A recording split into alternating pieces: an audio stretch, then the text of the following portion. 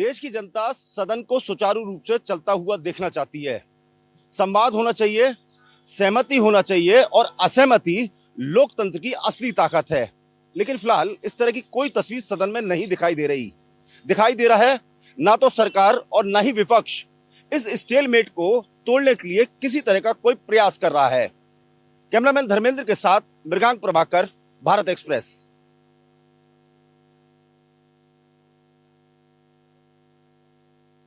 दिल्ली विधानसभा का शीतकालीन सत्र इस सरकार का आखिरी सत्र है और सरकार इसमें फरवरी में होने वाले चुनाव को प्रभावित करने वाले मुद्दों को उठा रही है और लगातार जिस तरह से मार्शल को लेकर सवाल उठा रही हैं, दोनों पक्ष और विपक्ष, सत्ता पक्ष यानी आम आदमी पार्टी और विपक्ष मतलब भारतीय जनता पार्टी एक दूसरे पर आरोप प्रत्यारोप की राजनीति कर रहे हैं।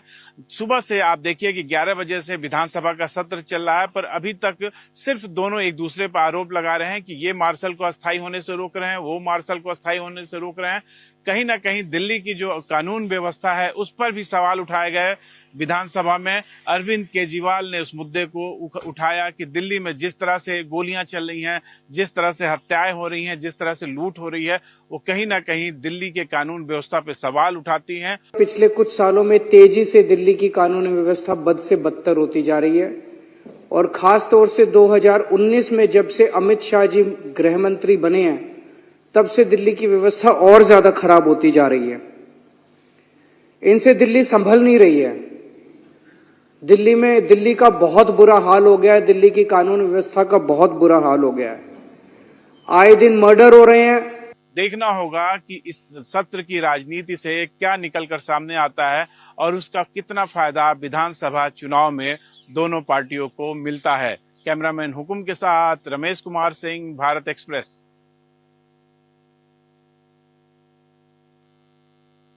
महाराष्ट्र में 5 दिसंबर की तारीख इतिहास में दर्ज हो सकती है, क्योंकि 5 दिसंबर को महाराष्ट्र में नई सरकार शपथ लेने वाली है। मुंबई के आज़ाद मैदान में नए सरकार की शपथ विधि होगी, जिसके लिए देवेंद्र फडणवीस का नाम सबसे आगे चल रहा है। बीजेपी सूत्रों की माने तो देवेंद्र फडणवीस के चेहरे पर ही ये पूरा चुनाव लड़ा गया था। ऐसे में देवेंद्र फडणवीस को लेकर ही आखिरी मुहर लग सकती है। हालांकि 2 दिनों में केंद्रीय ऑब्जर्वर की टीम मुंबई आएगी और विधायक दल के नेता का चयन करेगी। देर रात हुई दिल्ली में बैठक में एक मुख्यमंत्री और 2 उप मुख्यमंत्री के फॉर्मूले को तय किया जा चुका है। अजीत पवार एनसीपी की तरफ से उप मुख्यमंत्री बन सकते हैं, तो वहीं एकनाथ शिंदे शिवसेना की तरफ से उप मुख्यमंत्री बन सकते हैं।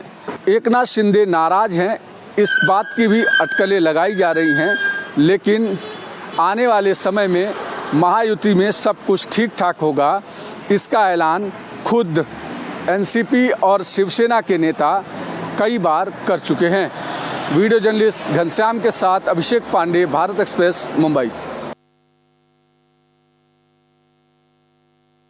गुरुवार को मुख्यमंत्री के रूप में हेमंत सोरेन ने भले ही अकेले शपथ ग्रहण किया हो, लेकिन शपथ ग्रहण करने के बाद देर शाम मुख्यमंत्री फॉर्म में दिखे। उन्होंने कैबिनेट की बैठक की और कई महत्वपूर्ण निर्णय लिए। ऐसे निर्णय लिए जो बीजेपी के लिए भारी परेशानी का सबब बन सकते हैं। कैबिनेट में सबसे पहले उन्होंने निर्णय लिया कि प्रोटेम स्पीकर स्टीफन मरांडी को बनाया जाएगा, जो झामुमो के वरिष्ठतम विधायकों में से एक हैं।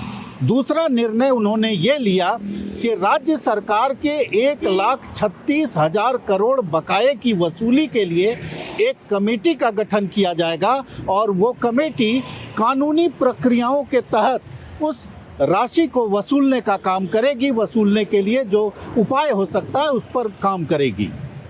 राज्य विधानसभा का विशेष सत्र जो है वो 9 से 12 दिसंबर को आयोजित करने का निर्णय लिया गया, जिसमें सरकार बहुमत साबित करेगी।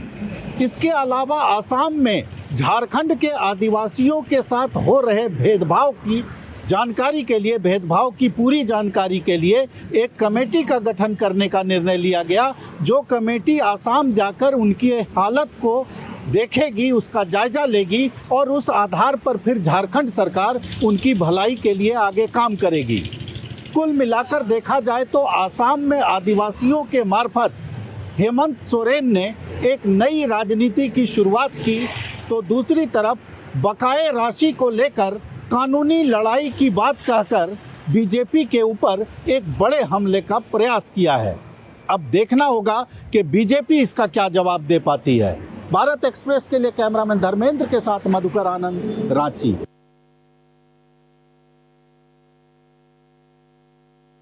तेजस्वी मतलब रोजगार के नारे के साथ महागठबंधन के नेताओं ने सरकार पे सवाल खड़े किए। महागठबंधन के नेताओं का मानना है कि तेजस्वी यादव की वजह से बिहार में युवाओं को रोजगार मिला। इसके जवाब में एनडीए के नेताओं ने खुलकर विरोध जताया। सबसे पहले बीजेपी के नेता और मंत्री नितिन नवीन ने आरोप लगाया कि एनडीए के शासनकाल में सबसे ज्यादा रोजगार मिले हैं। वहीं जेडीयू विधायक डॉक्टर संजीव ने साफ साफ कहा कि नीतीश मतलब रोजगार। कुल मिला के इस मुद्दे पर महागठबंधन और सत्ता पक्ष यानी एनडीए आमने सामने हैं और रोजगार को एक बड़ा मुद्दा बनाकर एक दूसरे पर आरोप प्रत्यारोप लगा रहे हैं। कुल मिला के आज के एजेंडे में तेजस्वी यादव को आगे किया गया। आमतौर पे महागठबंधन के नेता विरोध प्रदर्शन के दौरान मुद्दों को लेकर विरोध जताते हैं। आज उन मुद्दों के बीच तेजस्वी यादव छाए रहे और तमाम आरजेडी नेताओं के बैनर पोस्टर में तेजस्वी का नाम सबसे ऊपर रहा। निश्चित रूप से रोजगार मीन्स तेजस्वी, क्योंकि माननीय मुख्यमंत्री कई वर्षों से मुख्यमंत्री रहे हैं लेकिन कोई रोजगार उन्होंने नहीं दिया। और तेजस्वी यादव जैसे ही 17 महीना के लिए शामिल हुए, रोजगार का झड़ी लगा दिए। इसी बात से नाराज एनडीए नेताओं ने महागठबंधन को घेरा कि महागठबंधन के नेताओं को मुद्दों से कोई लेना देना नहीं है, वो सीधे तेजस्वी यादव को स्थापित करना चाहते हैं। तेजस्वी मतलब रोजगार। तेजस्वी तो खुद अपनी बेरोजगारी के लिए चिंता में लगे हुए हैं। जब मौका मिलता है तो मॉल बना देते हैं, गरीब की आसानी की चिंता नहीं होती है। जब मौका मिलता है तो क्षेत्र में जनता के बीच में जाकर उनकी समस्याओं को समझकर काम करने के बजाय विदेश प्रवास में रहते हैं। तो जो व्यक्ति न जनता के मुद्दे से जुड़ा है, जो न जनता के विषय से जुड़ा है, न जिसमें इतनी गंभीरता है कि इस सदन में रहकर सदन के विषयों को उठाए, वो व्यक्ति क्या करेगा कि रोजगार देगा। और जो रोजगार की बात करते हैं वो रोजगार भाजपा और एनडीए गठबंधन के नीतीश कुमार के नेतृत्व में हुआ था। सहयोगी कैमरामैन राकेश के साथ भारत एक्सप्रेस के लिए पटना से आशुतोष कुमार। संभल जामा मस्जिद मामले में सुप्रीम कोर्ट ने सुनवाई करते हुए निचली अदालत में चल रही कार्रवाई पर फिलहाल रोक लगा दिया है। साथ ही सुप्रीम कोर्ट ने सर्वे रिपोर्ट को भी सिल्वर लिफाफे में रखने को कहा है। कोर्ट ने कहा है कि याचिकाकर्ता अगर हाई कोर्ट में निचली अदालत के आदेश को चुनौती देते हैं तो 3 दिन के भीतर हाई कोर्ट उनकी याचिका को सूचीबद्ध करे और मामले में सुनवाई करे। तब तक निचली अदालत में सुनवाई रुकी रहेगी। आपको बता दें कि संभल जामा मस्जिद कमेटी ने सुप्रीम कोर्ट में याचिका दाखिल कर कहा था कि निचली अदालत ने एक तरफा फैसला दिया है। आनन फानन में यह फैसला दिया गया है क्योंकि मुस्लिम पक्ष को इसमें न तो नोटिस जारी किया गया है और न ही राज्य सरकार को नोटिस जारी कर जवाब मांगा गया है। एक ही दिन में आदेश दिया गया, उसी दिन सर्वे हुआ और फिर 24 को सर्वे हुआ, जिसका नतीजा 5 लोगों की मौत के रूप में देखने को मिला। लिहाजा निचली अदालत के आदेश पर रोक लगनी चाहिए। जिसके बाद मामले की सुनवाई के दौरान जस्टिस संजीव खन्ना की अध्यक्षता वाली पीठ ने पूछा कि इस मामले को लेकर सबसे पहले आप हाई कोर्ट क्यों नहीं गए, जिसके जवाब में मुस्लिम पक्ष के वकील ने कहा कि जिस तरीके का सिचुएशन है उसको देखकर लगा कि पहले सुप्रीम कोर्ट में याचिका दाखिल करनी चाहिए। हालांकि सुप्रीम कोर्ट ने संभल में प्रशासन से कहा है कि वहां पर कानून व्यवस्था बनाए रखें। अब सुप्रीम कोर्ट 6 जनवरी को जो दूसरा सप्ताह शुरू होने वाला है, उस सप्ताह में इस मामले में अगली सुनवाई करेगा। वहीं संभल की निचली अदालत 8 जनवरी की तारीख तय कर रखी है। अब देखना होगा सुप्रीम कोर्ट इस मामले में जब सुनवाई करेगा, उसके बाद जब रिपोर्ट उससे पहले दी जाएगी तो उस रिपोर्ट के आधार पर कोर्ट क्या कुछ आदेश देता है। भारत एक्सप्रेस के लिए कैमरा पर्सन पवन शर्मा के साथ गोपाल कृष्ण।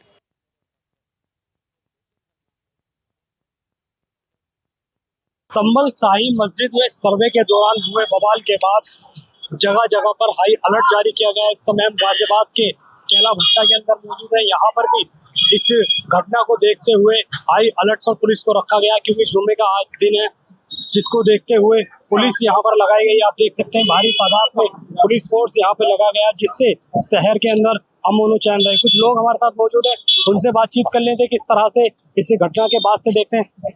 आज भी जुम्मे का दिन आज है, भारी पुलिस फोर्स यहाँ पर लगाई गई है।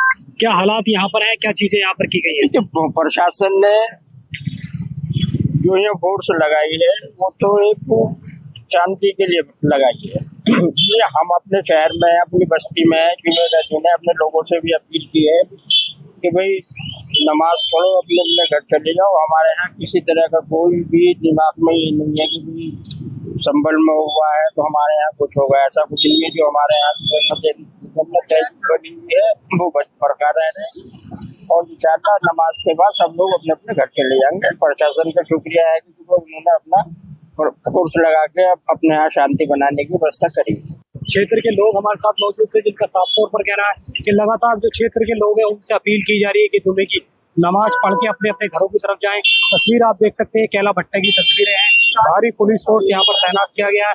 जुमे की नमाज क्योंकि होनी है, जुमे की नमाज से ठीक पहले यहाँ पर पुलिस फोर्स तैनात किया गया। हर एक मस्जिद पर पुलिस फोर्स लगाया जाएगा, जिससे कि जो क्षेत्र के अंदर जो शांति व्यवस्था है वो पूरी तरीके से बरकरार रहे। सोनू खान, भारत एक्सप्रेस, गाजियाबाद।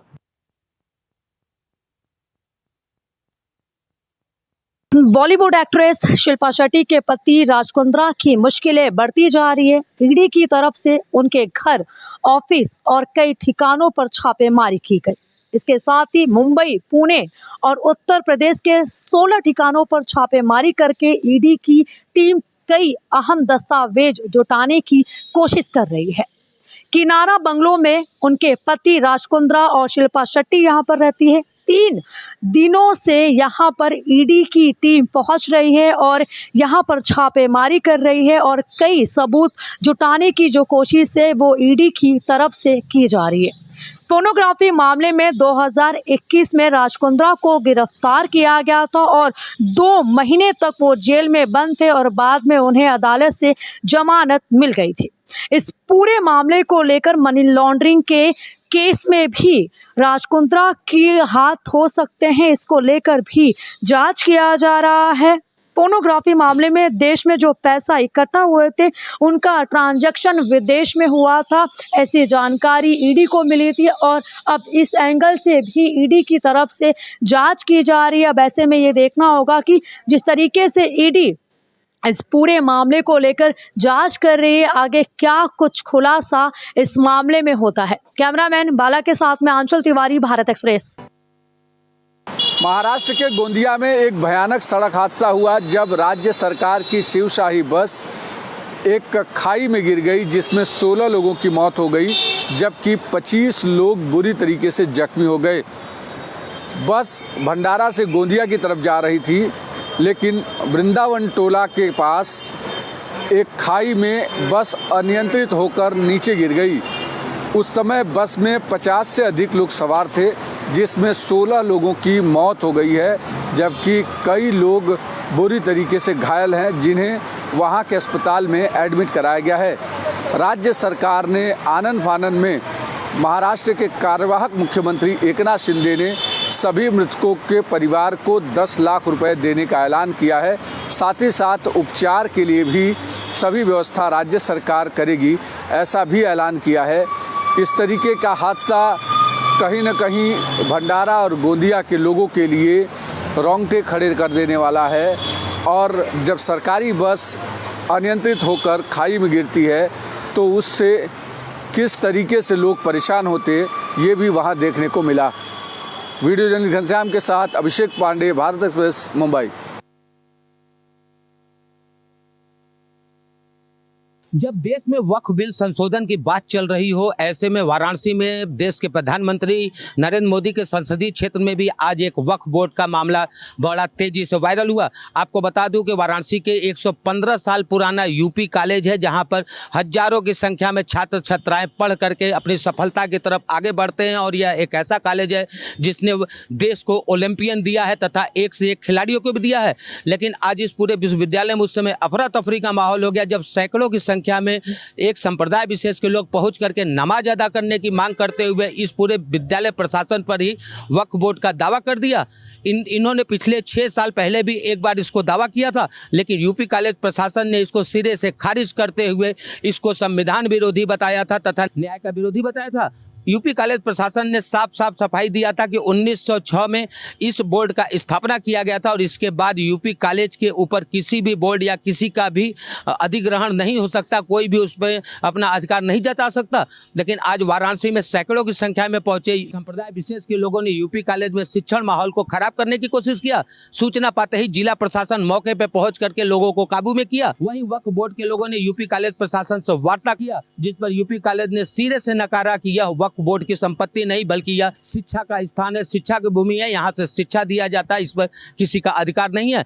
अब देखने वाली बात होगी कि वाराणसी जिला प्रशासन इस कब्जे पे या इस दावे पर क्या अपना रुख अख्तियार करती है।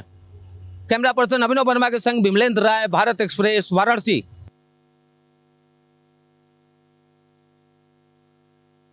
2025 के महाकुंभ के साथ ही संगम की रेती पर शुरू होगा नेत्र कुंभ। जो भी कुंभ के दौरान श्रद्धालु यहाँ पर आस्था की डुबकी लगाने आएंगे, अगर उनकी आंख में उन्हें तकलीफ लगेगी तो वो निःशुल्क यहाँ पर प्रशिक्षित चिकित्सकों द्वारा अपनी आंख की जांच भी करवा सकेंगे। और साथ ही जो भी कल्पवासी यहाँ पर कल्पवास करने आएंगे वो भी अपनी आंख की जांच यहाँ निःशुल्क करा सकेंगे। और साथ में उनको उनकी आंख की जांच के बाद उनको निःशुल्क चश्मा भी दिया जाएगा। नेत्र कुंभ की भूमि का कल आवंटन हो चुका है और बहुत जल्द नेत्र कुंभ का कैंप भी तैयार होने वाला है।